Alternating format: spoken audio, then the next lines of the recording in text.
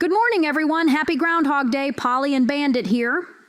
All right, let's talk about February 2nd, the day we, as a civilized, spacefaring society, decide to pause the 24-hour news cycle to watch a glorified squirrel decide the fate of our heating bills. Groundhog Day. Now, if you explain this to someone from another planet, you sound like you've been handing glue. Well, see, we drag a sentient potato out of a hole in Pennsylvania, and if he sees his own butt shadow, we all agree to freeze for another 6 weeks. It's the only holiday where the guest of honor is also the only one who has no idea he's invited. Punxsutawney Phil is just down there, vibing, dreaming about a particularly crunchy root, and suddenly, bam, men in tuxedos are yanking him into the light like he's being served a subpoena.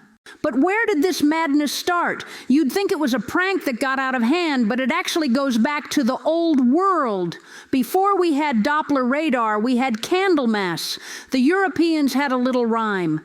If Candlemas be bright and clear, there'll be 2 winters in the year. Somewhere along the line, the Germans decided that rhymes weren't scientifically rigorous enough. They needed a witness. They initially tapped the badger for the job, but when they got to Pennsylvania, they realized 2 things. 1, badgers are terrifying furry chainsaws, and 2, there were groundhogs everywhere, so they downgraded the animal and upgraded the superstition. They looked at this oversized rodent and said, You look like you understand the tilt of the Earth's axis. Get in the hat." Let's look at the logic. If it's sunny, he sees his shadow, gets scared, and runs back inside. That's 6 more weeks of winter. If it's cloudy, no shadow, he stays out. Spring is here. Except, if it's cloudy, it's usually because of a low-pressure system, which, stay with me, is literally what brings the cold front. We are essentially betting our vitamin D levels on the emotional stability of a creature that eats its own body weight in clover and hasn't had a shower since the Clinton administration. And the inner circle, the guys in the top hats.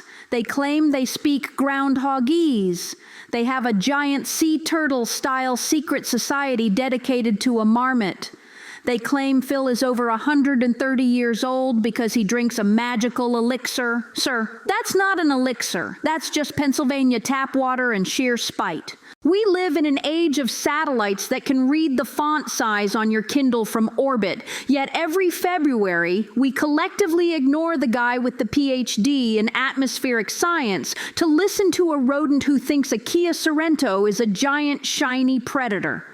It's beautiful, really. It's the ultimate human shrug. We don't want to know the weather. We want to see a confused animal look at a crowd of shivering tourists and think, I am definitely not getting paid enough for this. So here's to Phil, the only weatherman who can be wrong 60% of the time and still keep his job without getting yelled at on Twitter.